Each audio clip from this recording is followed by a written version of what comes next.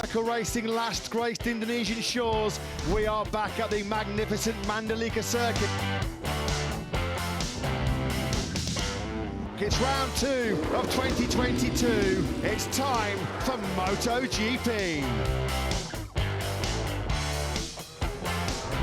Really goes fastest in this session as the times do tumble late on here. Many of the riders who were particularly happy out of Qatar will remain happy here, and on the flip side, Fabio Quartararo, who wasn't particularly pleased, only P16 for him, and while it's not a session that will particularly matter when we get to Sunday, 9th place was not what he was anticipating at all to start the defence of his title challenge. The problems continue to mount then for our reigning world champion. It's just a mechanical. That's like cut out, isn't it? Just stopped, turned off.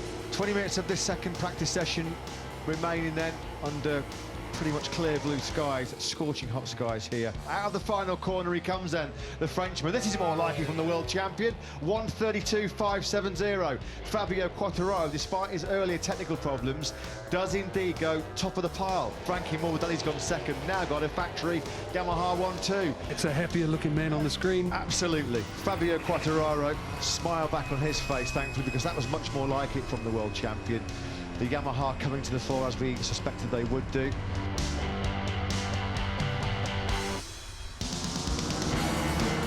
Binder out of the final corner on the factory KTM. 80 seconds of this session remaining. It goes up into second place, down to a 1:34.275. Now this is what he said was crucial. It's no good getting a podium in the first Grand Prix and then next week here at Mandalika being outside the top 10 or being out of contention. It's so vital that you build on that momentum, build on that confidence. It's been a good morning, actually, a good return here to Lombok for the Red Bull KTM factory race team, because Oliveira, his teammate, has just gone up into third spot with a 1:34.334.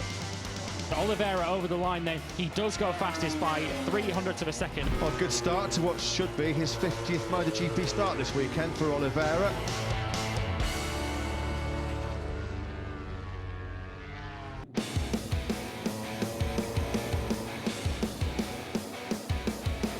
As we've already seen so far in MotoGP this year, if you're missing just that small amount of time, an example, as we get towards the end of this session now, we have got 23 riders down from Fabio Quartararo to one of our 5 hot rookies, Fabio Di Giannantonio, covered by just over 1 second. This is what happens when, as we said, the lap times are so close.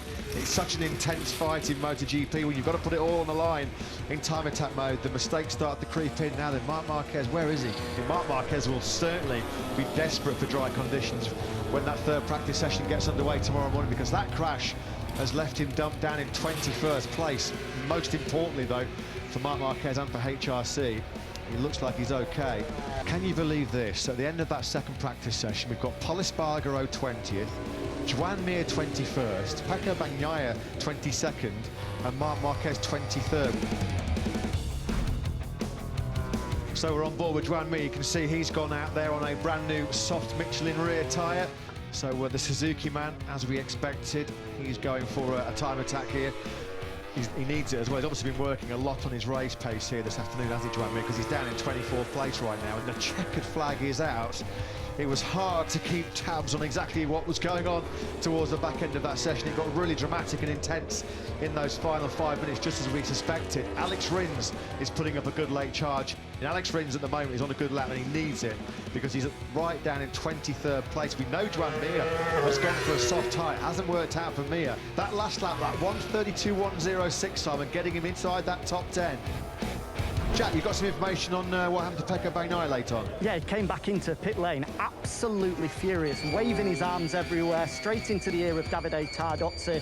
Unfortunately for him, he got caught out by the yellow flags of both Bastianini's incident and Marc Marquez's incident as well, so he was unable to post a fast lap time when he was out with the brand new soft rear tyre, because on both occasions the lap time was cancelled because of the yellow flags. But Bagnaia, normally a fairly calm and amicable character, was absolutely livid as he came down pit lane.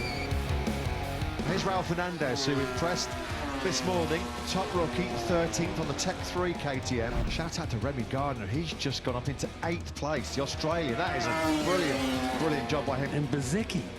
He was, I thought, the standout rookie before he crashed in Qatar, Simon. Really strong on Friday. really good in qualifying as well, and he kind of gapped the 4 rookies behind him. So Marco Bezzecchi, great spot, Simon, up into 5th place. Fabio Di Gianantonio on the GP21, the bike that won, of course, the opening Grand Prix. He's just got up inside the top 6 briefly.